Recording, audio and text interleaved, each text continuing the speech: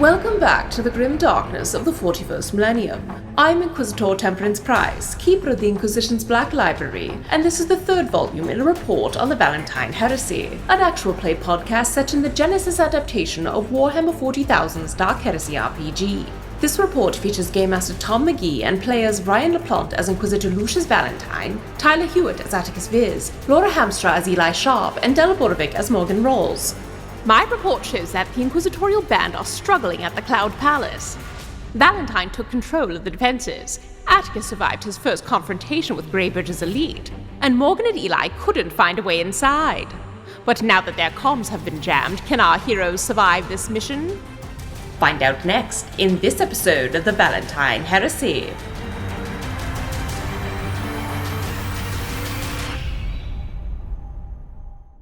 From the unsent drafts of Lizzo Lizardman.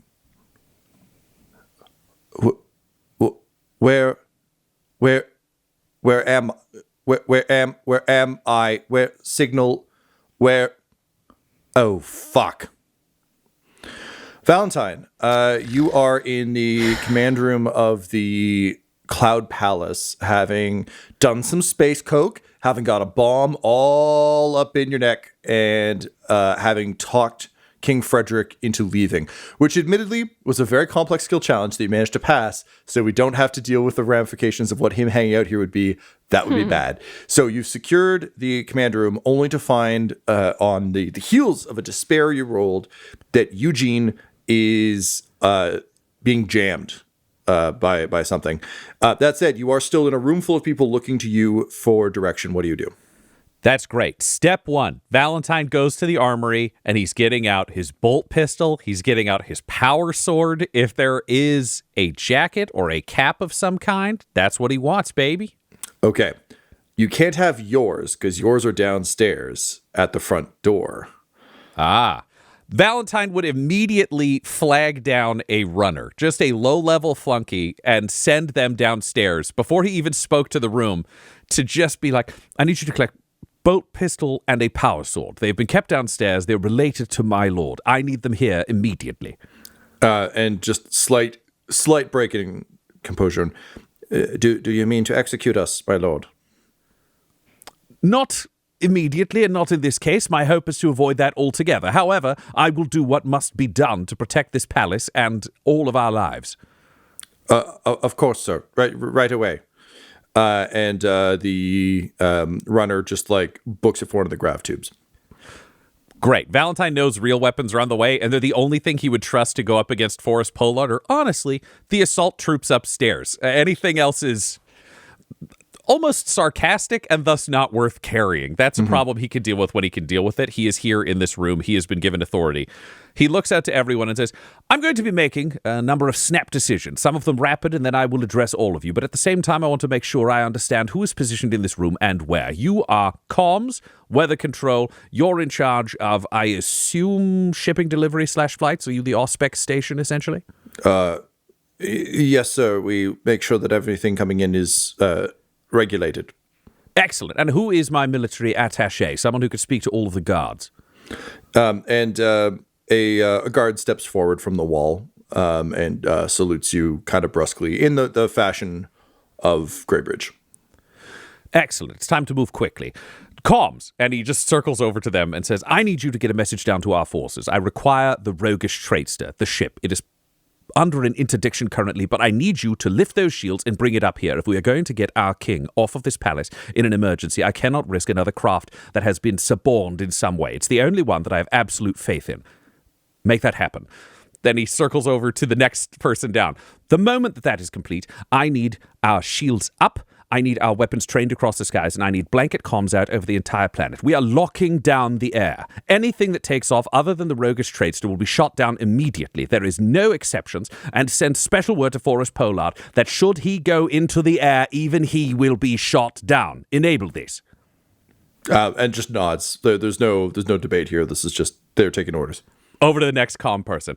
I require the attendance of Captain Rawls Vaughn and Clarence, her bodyguard, along with Sacateur Voidstain. Bring them to me now. Again, if we have any suborned forces, the only ones that I can trust are those that are not from this palace. They will remain beside me to make sure there is no betrayal, but at the same time, I require them now. Bring them. Great. Off like a shot. Who has access to the video feeds in this room outside of this room? And the tired comms person stands up and says, "Sir, the VIP lounge is wired to receive. It is one of the conditions of our Lord for the next part of the evening." Is it possible for anyone outside of this palace to gain remote access to the internal vid screens? Could someone pull this up from somewhere else? No, Say, sir. of the highest authority, perhaps Pollard himself. Sir, no, it's a completely closed system. He helped design it to ensure that no one could hack into it. There is, unfortunately, a great deal of technology on Greybridge capable of doing so, and many people motivated to know what happens within the palace. Lizardmen themselves has been known to get information out of here, but literally no one else. It is a closed system, a closed network. This is very good news. At the same time, I require a full re-encryption. Maintain access for all of those who are inside here, but I want to be sure that there are no keys left that could be accessed from a previous time. Inside our armory, do we have any access? He turns to the military attaché immediately. Do we have any access to plasma weapons, melter weapons, or heavy weapons? I need to know what we have that is far beyond the capabilities of a mere last lock or something equivalent. And he looks a little bit sheepish, being kind of dressed down by a military guy about this, and says, "Sir, I'm sorry to report that the Space Marine had better weapons, and we built our systems around him. We have las weapons. We have minor ordnance, incendiary grenades, a couple of frag grenades. But generally speaking, there aren't any heavy weapons aboard this. We are indeed in the sky, sir. If anything were to eat through the floor and hit the machinery below, the entire Cloud Palace could go down. It would be catastrophic." Understood. What I need is for you to summon all of the sergeants from the 3rd floor down to here, and I need you to pull the 2 captains of the watch and those you would believe to be the most fanatically loyal to the Imperial family from the outside guy. I need them in this room in 5 minutes. Now. Yes, of course, sir. It will be done. Excellent. I will return in a moment once everyone is here. I am immediately going to book it. I want to search Pollard's office. I know it exists. What's in there? You walked past it. So you book it off to search for Pollard's office. Meanwhile, Attikus, you feel a shaky but firm hand slap on your metal shoulder. And just the smell of Amersec washes over you as King Frederick less approaches and more kind of sloppily bumps into you, throws another arm around the Duke, and just says, "Well, if it isn't my absolute favorite people here today, everyone, aren't they a beautiful couple?" And the applause is boisterous, despite the fact, Attikus, that you've had no real impact on them. They know this is an accepted part. You do notice, looking around, that it is practiced applause. It's the kind of applause you frankly would be giving if you had to be in this scenario. So there's no warmth in the room for you, other than just, this is the event. And Frederick throws his arms up in the air dramatically and says, "Well, everybody, it's about that time. You've all had some libations. Maybe you've had a little bit of fun with each other, with yourselves. Who fucking cares? That's what Cloud Palace is all about. But these 2 crazy kids got to get to their nuptials. They got to get to the consummation of this fine affair to make sure it's all legal according to our fine traditions here in Greybridge. So we're going to take these guys upstairs, along with the valued few of you who already know who you are. Apologies to anyone who thought that maybe they would just get in, or, I don't know, do a draw or a lottery or some shit. The important people know who they are. So you're all welcome upstairs to the VIP chambers. The rest of you, eat, drink, be merry, and please enjoy the tail end of this illustrious celestial season. Bars open. There's a pile of my finest, sniff over there for you if you want it. Otherwise, VIPs, grab your favorite beverage and follow me. And he proceeds to lead like a drunken Pied Piper, just kind of the douchiest group of these people out of the crowd. And it immediately, in terms of all the, highest powers in Greybridge, suddenly the distinction between who's actually in power and who isn't becomes blatantly clear as the majority of the group is left down below, watching enviously as Attikus, you, and Duke Wickstrop are led up two of those spiral sort of curving stairs. Everyone goes up one set. It's not like there's two streams going up, but everyone goes up one curling set of stairs. The king blows his statue a kiss as he goes by. You see other people doing the same. Someone slaps the statue's ass, and you head up from the nice curving stairs into what is honestly a bit more of a it's like John Wick 2 or 3, whereas the big showdown in the glass, the big the martial arts throwdown. Two. Yeah. So a little bit like that, where it's more industrial once you get past the kind of marble stairs to get you all the way up to the top floor where the king's chambers are for the very special VIP event.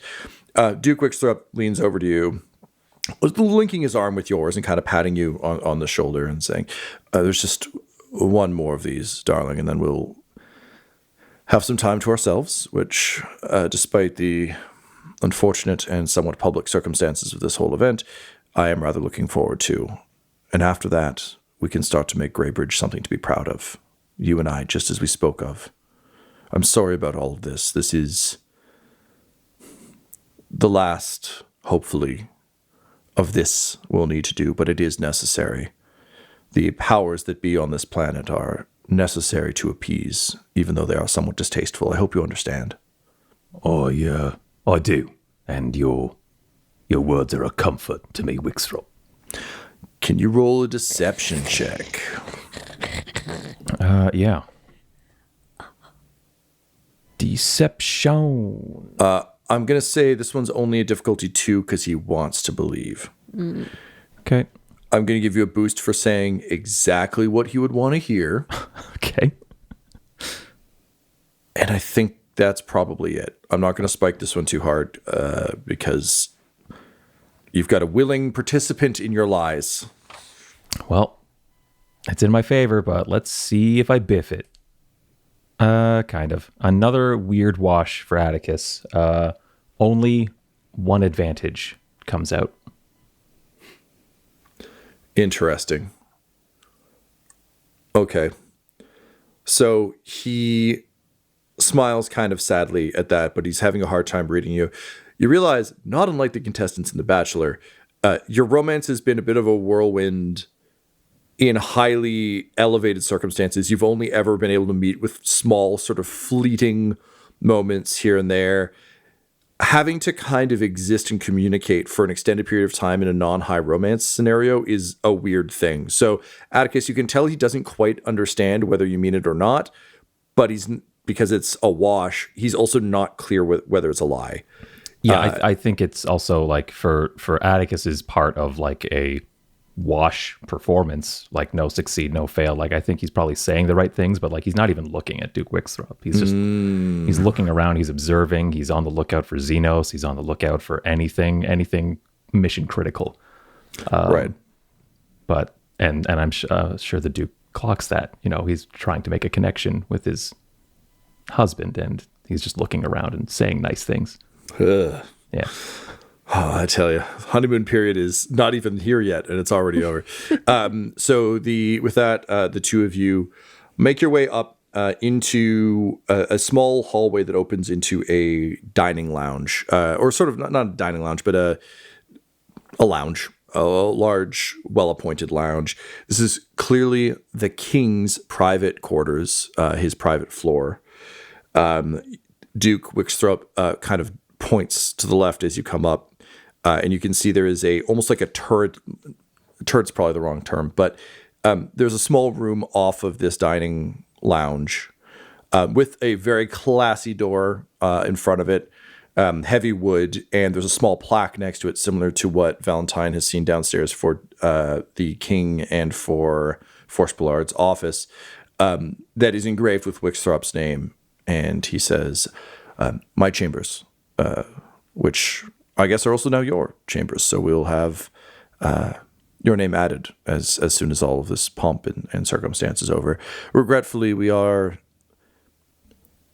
not particularly far from my uncle. He is on the same floor, which does have its own challenges, but we do have privacy. And he gets a little bit bashful, and he's like, we don't share a wall, so there is that at least. Jeez, wow. And across from this door, there's a second door. So you kind of come up the stairs into this little sort of landing. Beyond is the large lounge. So off to the left is his home, like his chambers. Off to the right, a door is open, and there are a number of people lounging around in incredibly skimpy outfits. Like, we're talking the cover of a Deja Thoras like comic, or any old pulp, like Barbarian, Red Sonja, Conan style stuff. Everyone is basically in like gold loincloths, linked, whether it's bikinis or for the dudes, like little mankinis, all that sort of stuff. A lot of chain link going on, bit of a Princess Leia, Jabba Slayer Princess Leia vibe. And they are all sitting around in this large room that is clearly like a harem room. There's big couches, there's fountains, and they are reading books. A couple of them are playing at dice. It is a room full of very bored people. And as the crowd comes up, there's just a one of them looks up and he goes, "Oh shit," and just quickly slams the door. And immediately string music picks up from in there. And the door opens a moment later. The lights have been lowered by several degrees, and the courtesans of King Frederick's harem begin to come out in very, like, everyone walks like a runway model. There's just, Derek Zoolander on the runway to all of them. Very slinky kind of cat-like movements. But Attikus, you for sure have seen people off duty before who are bored, and it strikes you as odd given the nature of this event that the king's consorts are seemingly not ready for anything. Yeah. If Wixrop is still beside him, he'll just, gesture to what we all witnessed just now and say, what do you suppose that's all about? I will say the majority of the crowd missed it. Okay. Because they're all like spilling in. And the lounge has food and drink set up. So it's a little bit like when people arrive at a wedding venue and just rush in and start grabbing, like the buffet's open. Like, let's grab that. Oh, okay. But Wixrop leans over to you, and how much does the Duke trust you? Yeah, I think he trusts you a lot. You're married. There could be no secrets between you. So Wixrop says, yes, that, a secret for you, my Lord Van Houten, that must never be repeated. Do you understand? Yes, I understand. You know I do not love secrecy, and I aim to rule a more honest Greybridge, but this particular one is Should we speak in your quarters? I believe that would send the wrong impression, my love, if we were to disappear into my quarters now. There is rather some more pomp and circumstance before that will be allowed. But, and he just like leans in close to your ear. What the fuck are the rules of this place? Eli and Laura, same question. God. Eli and Laura are one right now. Yeah. So he leans into your ear, Attikus, and just whispers, King Frederick had himself castrated some time ago.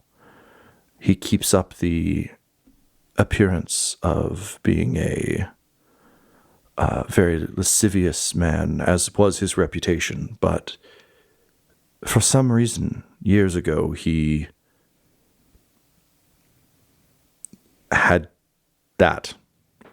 So the courtesans are rather bored most days.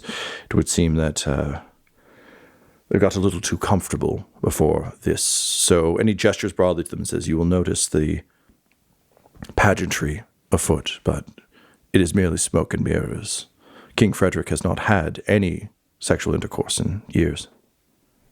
In an attempt to even further solidify his cover, Attikus will ask a question that someone who was expecting to stay here for a while might ask. and say, Is this a royal tradition? Is it? And Is it something that the we- Duke laughs. It's like, oh, darling, no, it is certainly all right, not. yeah, okay. Trust me, I would have lost. made my escape from this planet far sooner. Right. No, this Okay. was. I've given up enough already, as you can see. I'm quite He is very charmed. good. And he says, no, to be honest, when my uncle was deep in his cups one evening, he mentioned it offhandedly to me. And I asked him in all sincerity, why? And he gave me the strangest look. And it was as though he hadn't slept in years. Any semblance of control or reverie fell away, and he looked like a wasted man. And he said, I'm just so tired.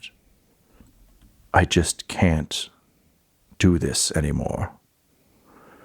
And then he took a rather large bump off his desk, yelled, woo, and proceeded to run through the hallway shooting at butlers. So I've never broached it with him since. He laughs it off, says it's rumors and hearsay, blames Lizzo Lizardman for spreading such unfounded rumors about him, but I have some contacts within the courtesans who have confirmed it. I see. Well, I won't presume to know the mind of His Highness. Nor shall I. You may be wondering what the rules of this place are. I realize that a lot of these rituals are occurring rather quickly. Yes. Just It following is- your lead so far. Well, and as in any good dance, I look forward to following yours. In the meantime, the upper crust of the society need a little bit of extra white glove treatment to feel as though they are somehow better than the rest in order to remain squarely in my uncle's pocket. As you and I will discover, although many of these people are absolutely reprehensible, it is important that we keep them on side, at least until we can make things better, at least until we can effect real change. And so, one of the many traditions of Greybridge is, at a nuptial, the married couple will be toasted and feted by their nearest and dearest, who will cheer and applaud as they lead into the bedchamber, and then they shall stay outside and have a party as the wedding is consummated. So they are here to bear secondary witness to our marital joys. I think I get the last part. I understand. Yes, quite. Think of it as no different than someone who shares a wall with you in a hotel room. It will be awkward, but we shall commence with it, and then we needn't worry about it anymore. And admittedly, most of these people are very old and will just die soon anyway, I hope. He is clearly turning red. He does not want to be having this conversation. So many questions about You don't need him. This guy's really cool, Laura. Just trust in the coolness. succession. Everything about this planet rules. And how things work on this world. Anyways, I just had to say they're questions. We'll release a tie-in novel later, Laura, that'll just answer. We'll create I'm a gonna bunch have of so many characters who don't questions show in up in the GM main chat. series. Jesus Christ, Tom, get ready. I was bold ready. So with that, you're pulled into the center of the room, and glasses are raised. Your back is slapped repeatedly. Everyone is treating you like their best friend up here, and a flurry of names is unleashed at you, Attikus. At this point, you're getting like the skull and bones version of it, though, where people aren't being introduced as like Lord whatever. It's like, this is Bunny. Bunny's hilarious. He does this thing. And it's all like nicknames and first names. And they are truly treating you as one of the people keep trying to light cigars for you. I don't know. Would Attikus smoke a cigar if offered?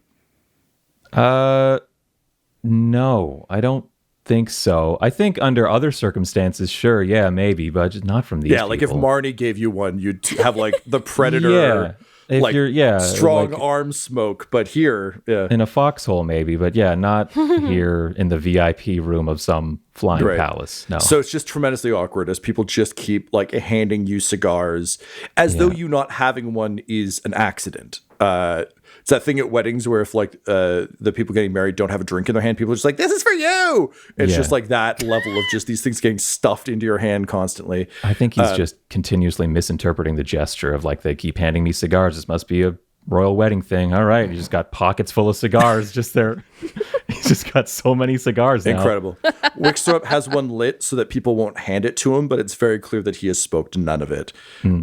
He's just using it to gesture and doing the that classic old boys club laugh, the like the very disingenuous, like, aren't we all having fun? Yeah. And the king is in his element. He is just like going around lighting cigars. He has one of two of his consorts, and he just keeps rotating them through. But he's doing the Hugh Hefner thing where he's just like walking as a trio constantly everywhere.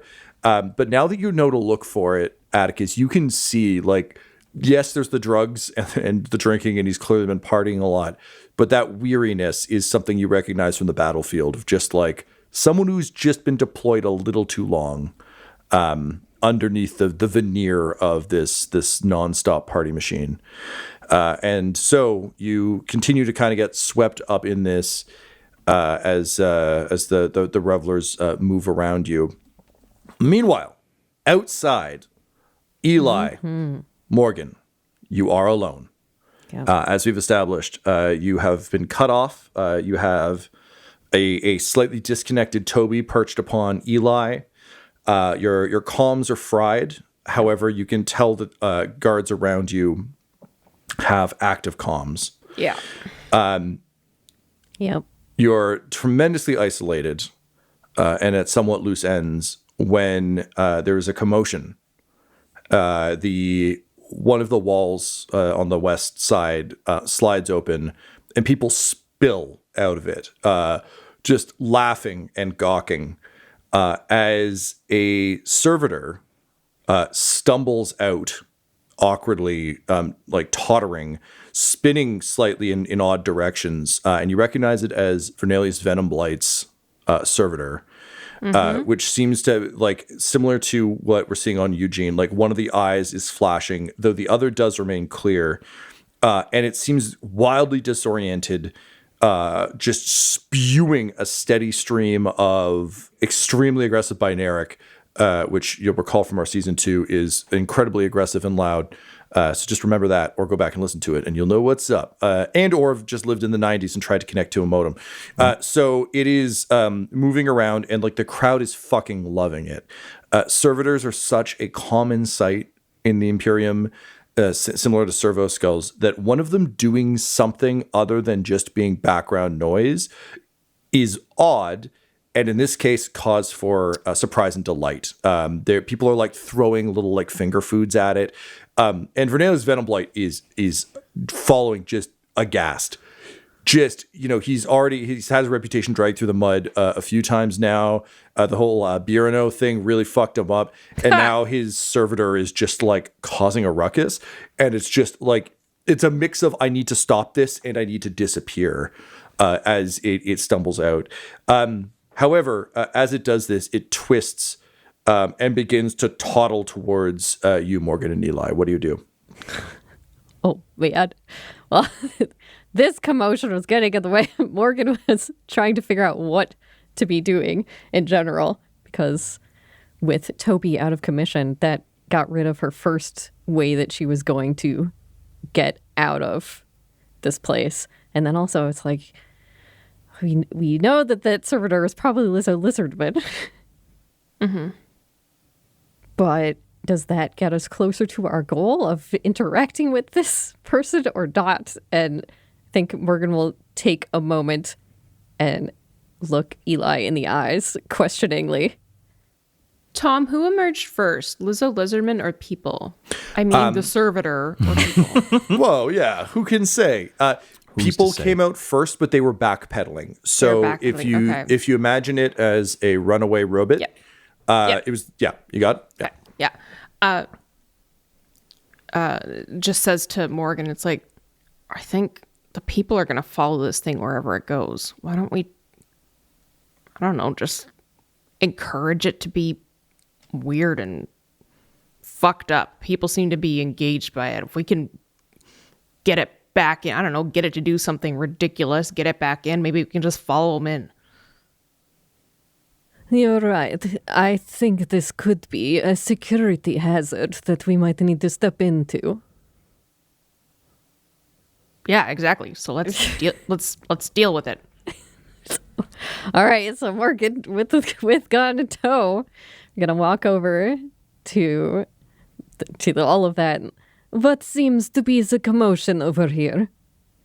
And a clear, like, low-level society guy who's still high enough to be in here, wearing very much the Hunger Games level of paint on his face, and otherwise wearing what would have been a very fine cloak that he's wrapped around himself as a toga. The aquila just kind of stretched over his butt in an odd, awkward way that, again, just speaks to how little these people care. He goes, "Oh, it's too much. It's too much. The disgraced party planner. His robot is they would never call it a robot. The disgraced party planner, his servitor is gone completely haywire. It's spewing that awful noise they make when they're trying to communicate, and oh, look, it's got someone's skirt." And sure enough, like the servitor that definitely isn't Liz Lizardman has like hooked a skirt. And so there's like a woman being dragged along behind it, just throwing haymakers into the side of the head before ripping the bottom of her skirt and giving everyone like a this kind of a day, right? And the crowd continues to applaud. Tom, do I notice, you know, like at Disney, how there's like an R2-D2 running around interacting with people, and then there's always like a guy, the handler, in like a nondescript like crappy t-shirt and shorts, just like a ways away, clearly piloting it. You mean my dream job? Yes. Yeah, exactly. Do I notice someone who's clearly like has done this jamming? Interesting. Like someone who is like maybe has, I don't know, something they're holding or is just kind of watching a little too closely. Can you roll me perception, please? Yeah. Apologies to anyone who didn't know how those droids at Disney World worked. I'm sorry. I'm sorry this show shattered your dreams. Oh, come on. Wow. Perception? Okay, what's my difficulty? I'm going to say difficulty of 4 just because of how many fucking people there are. There's a lot of chaos. I think anyone who needs the magic of Disney fully preserved probably pieced out around castration, I think about 10 minutes ago. I don't know. What's more Disney than sexless kings?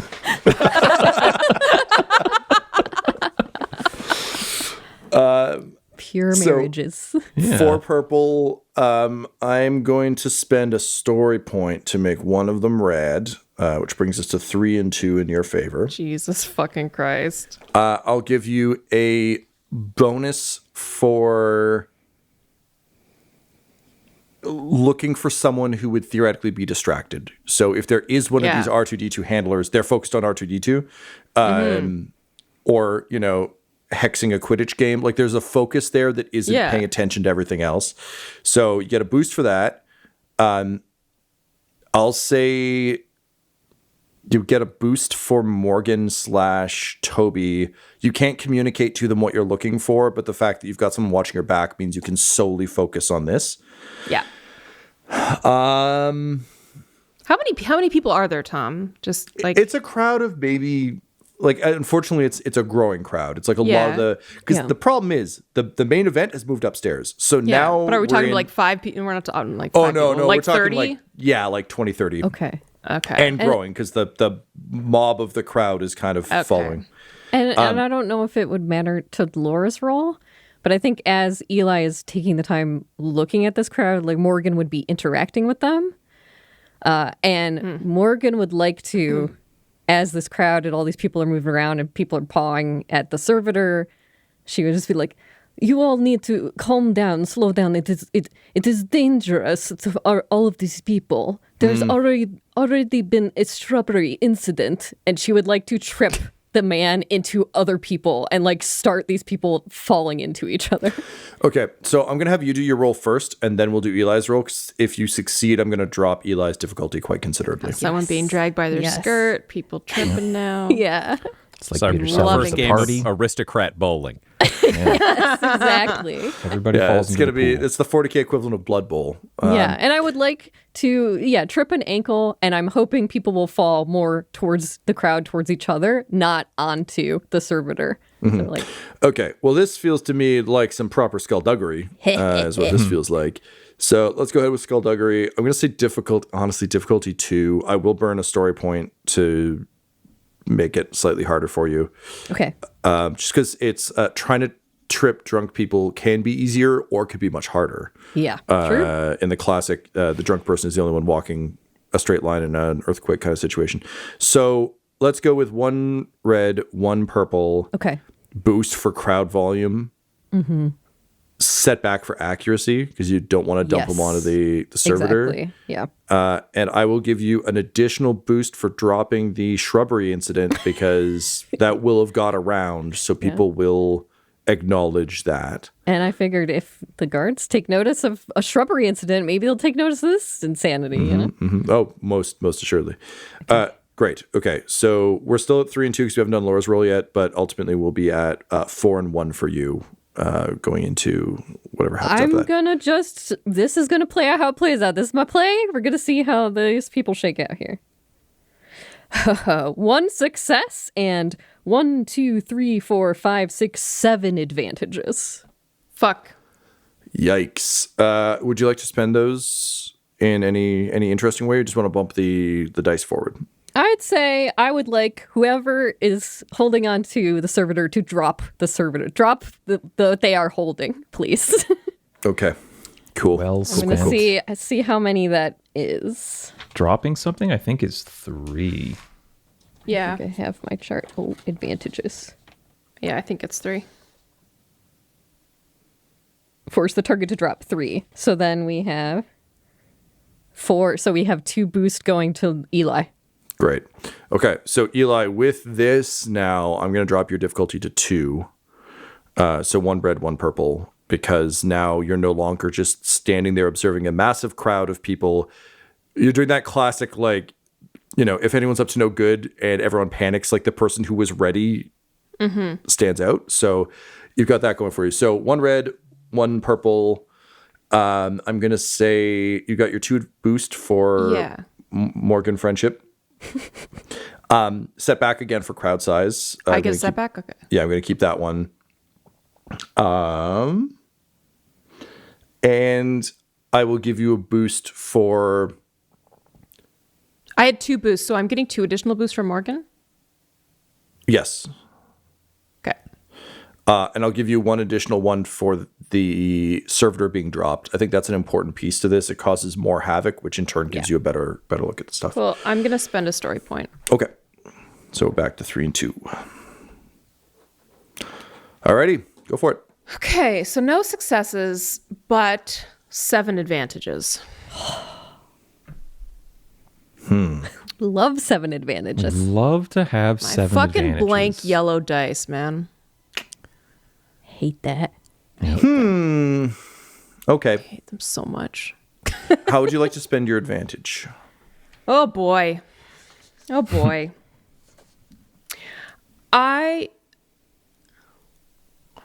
Okay. I would love it if I can use this more narratively.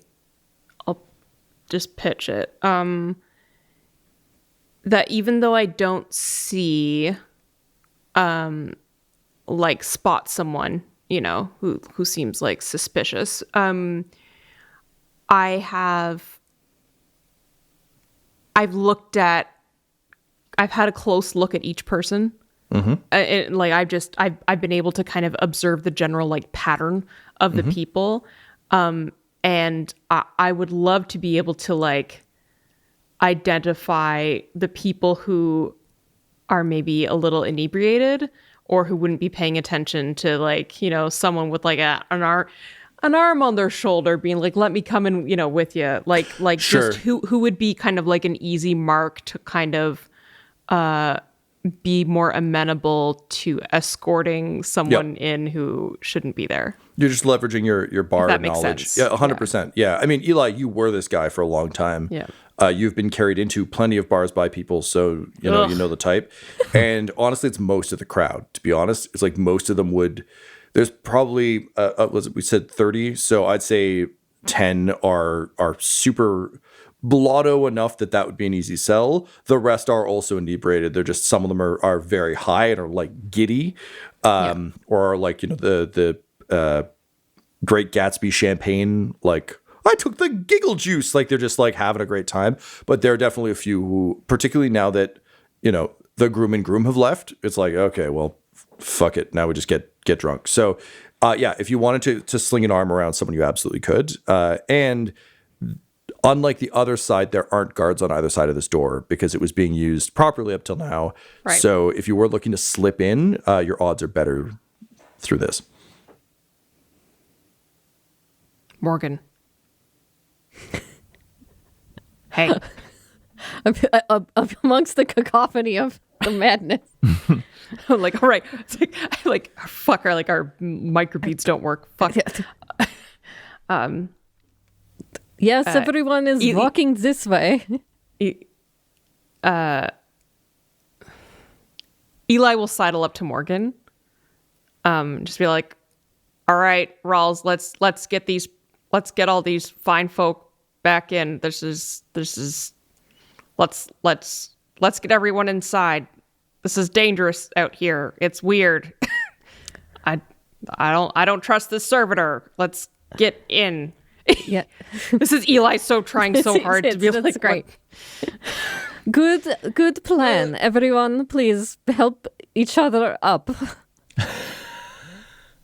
All right, so the crowd begins to do that, and as they do it, the two of you just kind of like hoist some folks up, and my take my arm, my lady. Like, he's doing that. you're such a gentleman. Has anyone ever told you that you are a gentleman? Gentlemen shouldn't be here. This is for naughty people. As you lead a reveler inside. Morgan, I assume Eli goes first. You kind of bring up the rear on this? Yeah, I think that makes sense. Can you roll me a perception? Difficulty of 4. Okay. 1 setback for being in the crowd. Okay.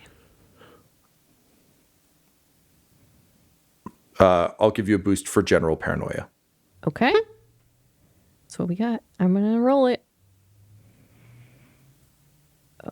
1 threat, 1 triumph. Hey. Hot Hell diggity yeah. damn. Okay. Morgan, as you begin to move in, you see the servitor just spin back towards you, and it raises an arm in almost a "Don't Cry for Me, Argentina" kind of way. Just raises an arm to you in a vaguely pleading fashion, but you're moving the crowd inside. You may have benefited from the knowledge of Lizzo Lizardman, but getting inside is more valuable to both of you right now than any further connection there. And I think if Morgan turns around and sees that and locks eyes, there's an arm outreach, and Morgan will put 2 fingers up to her head and tap the side of her head where her impulse unit is, where it's like, if you want to, there's like, and then flip over and flip her hair back so you can see where the scars is, where the side of her head has that. It's like, but until that gets cleared, she can't get any more information. She's going to head in. Yeah, the the rest. servitor falls over at that point, and there's a cheer from the people who are still there. Everybody's Venom Blight is just a come on, it's not funny kind of vibe of trying to pull. But also, servitors are made of metal. Like, this isn't a hoist your friend up. This is like a fucking mailbox fell over, and now you gotta get it back upright. So as you do your little hair flip, do the check. You start to move everyone back in, and just kind of out of the corner of your eye, you see motion, kind of in the distance of the platform, of a single security guard walking with great purpose kind of back towards where you and Eli were just standing. And for most people, they would just see a guard walking with purpose and drive. But you can see that the gun is unholstered and being held lightly in the holster. And honestly, if it were you, this would be for a close range hip shot. And as you quickly step inside, you watch a very confused guard step up to where you were, look around, and try to run the hand back through the hair thing of like, uh-oh, I fucked up. But of course, hitting a helmet and looking at his hand, and then scanning the crowd, and then quickly taking off running towards the fence, at which point the pyramid door shuts behind you. This episode of the Valentyne Heresy features the voices of players Brian LaPlante, Tyler Hewitt, Laura Hamstra, and Del Borovic, alongside Game Master Tom McGee. This episode was edited and mixed by Laura Hamstra, and the Valentyne Heresy's artwork was created by Del Borovic at delborovic.com. That's DELBOROVIC. Our theme song is The Hordes by Megan McDuffie, and our ad breaks use the tracks No Control and Chiefs by Jazzar, JAHZZAR. All of their music is available at freemusicarchive.org. For all things Dum Dums and Dice, including merchandise and how to join our Patreon, you can visit dumdumdice.com or find us on social media at dumdumdice. That's DUMBDICE. Ave Imperator, and death to all the heretics. Dum Dums and Dice has to give a special thank you to the supreme beings of our Patreon at this time: Christopher Little, George Dolby, Richard Cranium, Gavin and Abby McDonald, Logan, Fire Unfriendly, Grandma Likes D&D, Alan, Stabby Stranger, Glitch Trick, Flynn1138, Alarain Okapi, Schrodinger's Pepper, Madre de Gatos, Lady Maiden, Garbo Ape, Locke, Sam Schaefer, Waffle Marine, Dagger Rain, Rob L, Dia De Los Hoodless, Squishy Werewolf, Remy Funky Head, Accent Therapeutic Services in Florence, Kentucky, Lael, Shulzari, The Long Family, Jordan Oliver, Richard Wright, Brittany Fenwick, Alex Parr, Old Man Mojo, Dragonfly, The Body Barrelers, Megan Werner, A Man Out of Time, Curtis at FingerTechRobotics.com, Panda24NN, Shendra D, Your Homeboy Bones, The Gata Family, Ellis Hatch, Odigenous, Dan the Welshman, Afflicto Gaming, Aiden, Beef Not Cheese, and Jill and Noel LaPlante. If you want your name to be added to this list, you can join our Patreon too at patreon.com/dumdumdice. Thanks to them, and a little bit of thanks to you.